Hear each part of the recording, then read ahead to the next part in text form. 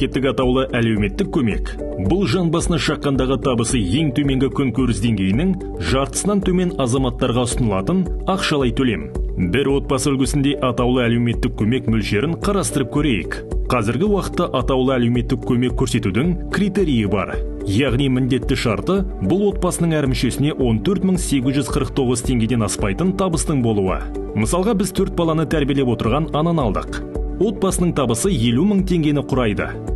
Егер бұл табысты 5 адамға отбасы мүшесінің санына бөлсек, онда біз отбасының жан басына шаққандағы табысын 10.000 теңгені аламыз.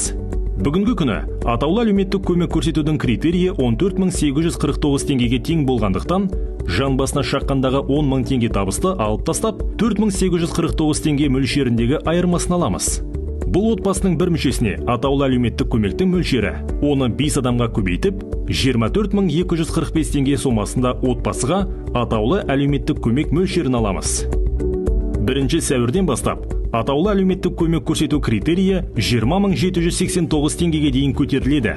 Сол мысалды алсақ, кәмелеттік жасқа толмаған 4 баланы тәрбиелеп отырған ана, отбасының табысы 50.000 теңге. Жан басына шаққандағы табысы 10.000 теңгені құрайды. Критерий 20.789 теңгеге дейін көтерілген. Одан 10.000 теңгені алып тастасақ, отбасының әр мүшесіне 10.789 теңге тиесілі. Бірақ бұл сома тек анасына беріледі. Ал балаларға 20.789 теңге мөлшерінде бекітілген төлемді беріледі. Оны 4 балаға көбейтіп 83.156 теңгені аламыз. Нәтижесінде отбасыға берілетін атаулы әлеуметтік көмек мөлшері 93.945 теңгені құрайды.